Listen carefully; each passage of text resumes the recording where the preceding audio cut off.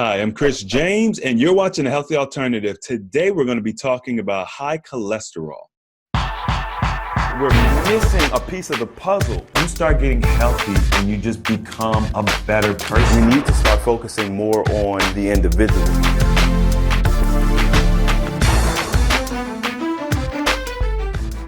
What's going on, everybody? So today, we're going to get into something very specific. We're going to be talking about how to reverse high cholesterol.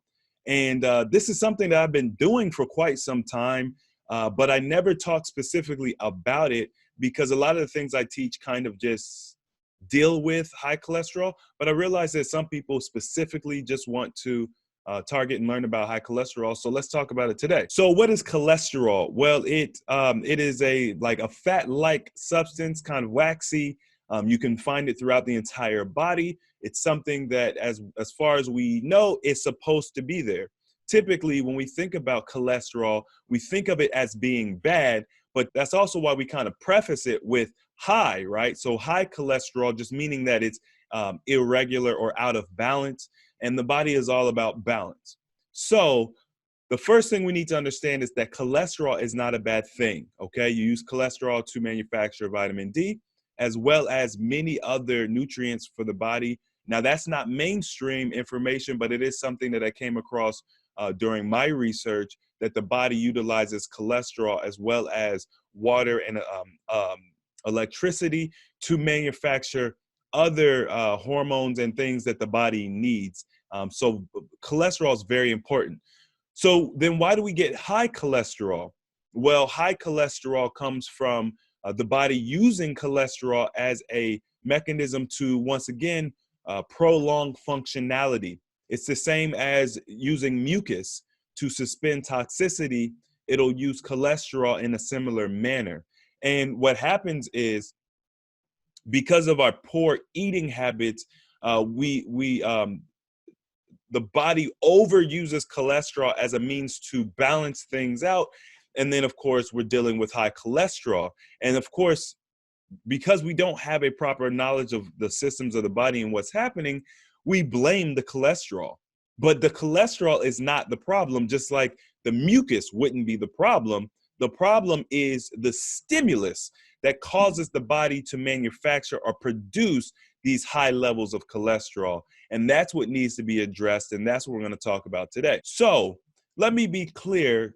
When I talk about reversing high cholesterol, what we're really talking about is lifestyle change, because what causes high cholesterol, the mass majority of time, and just basically my personal experience, is diet.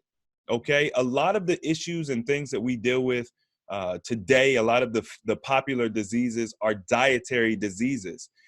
We don't know that because, once again, we're not looking for the source of the problem. We're only looking for the symptom. And so that causes us to kind of attack the wrong thing.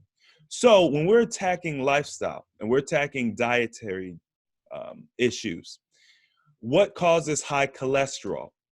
Well, it goes back to the four main food categories, if you want to call them that I suggest that we stay away from. And I'm going to kind of breeze over this and give you a slight explanation, right? So, meat products. The reason why I tell us to stay away from meat products is not because meat innately is just bad for us. It does digest slow, and that could in turn be bad for us if we're overindulging. But meat by itself isn't really the most impacting factor. It's what's done to the meat, okay? We're eating highly processed meat. This is not the meat that our great-grandparents were eating and consuming. A lot of times our great-grandparents and even maybe some of our parents were actually going out to their farms, killing the animals right there on site. That's not what we're doing. We're getting our food from a grocery store, and you have no idea the amount of processing that goes into that. And so because of the processing of meat, it causes us to have issues like high cholesterol. And that is why I say to stay away from meat. Also, the things that they give the animals and the way they treat and raise the animals also plays a big role in this as well. Now, that rolls right into dairy products being the second food group that I said to stay away from for the exact same reason. So I'm not going to go into that. Now, the other main thing that you need to stay away from is refined sugar, right? Refined sugar is like cocaine, okay? It's just a sweet form of cocaine, literally. And so the addictive qualities of it, and as well as just the hormonal issues that sugar causes in our body, causes our body to have these extreme reactions where it's producing large amounts of cholesterol, or possibly mucus, or other things, in order to counteract these high levels of concentrated toxins that are going into our body. And then to cap it all off, I just say stay away from processed foods, because we talked earlier about processing foods, right? And that you could get very dicey when we're talking about processing foods, because if you just juice an apple, you've processed it, right? We're not talking about that. We're really talking about highly processed foods. So this would be like your corn chips and Oreos and things of that nature that are not whole foods. You got to stay away from those. And once again, this is a lifestyle change, so we need to make sure that we're creating a transition for us. We don't want to just like say, okay, I've been eating chips every day for the past 10 years, but now I'm going to just stop cold turkey, because then oftentimes we end up reverting back or yo-yoing when we do that. I think a slow, steady, gradual change is kind of the best way to go when it comes to any of the things that I talk about as it relates to lifestyle change. And then leaving yourself a little leeway to make mistakes or slip up, as we all will, because a lot of these foods are addictive. And also we eat a lot of things and consume a lot of things as a part of our social engagement. So, but you don't have to be a perfect saint when it comes to these things. As I mentioned many times, the problem is just that we overindulge. If we would stop overindulging, and if we understood what the foods were actually doing to us, then we could really balance out our hormones. We could really balance out a lot of these diseases and get rid of a lot of these diseases without a ton of crazy effort. Because I understand that we are creatures of habit, and because we are talking about gradually making these shifts, I think it's also important to include some things that you could do to help you along the way. Now, if you're a fan of the channel, you already know that my number one recommendation is to utilize some sort of fasting. Water fasting is the main thing that we probably talk about on this channel, but you could also do juice fasting. You can also do a fruit diet or a fruit fast where you're just eating fruit. You could also do dry fasting. And then there's other methods of fasting that we talk about on this channel. So if you keep in mind those kind of 4 categories to stay away from as far as foods go, you adopt some sort of fasting strategy, you're well on your way to reversing and never having to deal with cholesterol again. Once again, if you are going to utilize fasting or something like that, you want to choose a regimen that's going to be sustainable for you. There's nothing wrong with hitting it hard up front, reaching some of your milestones and goals, and then switching to like a maintenance fast. But you do want to incorporate some sort of fasting as a lifestyle, because that's just genuinely what we would typically do, or what our ancestors would typically do.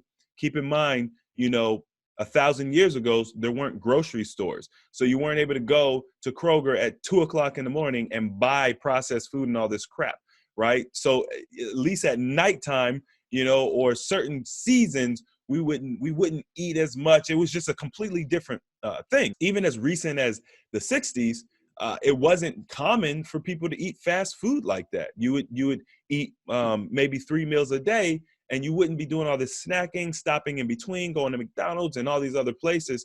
That just wasn't the common thing. And so we were much healthier for that.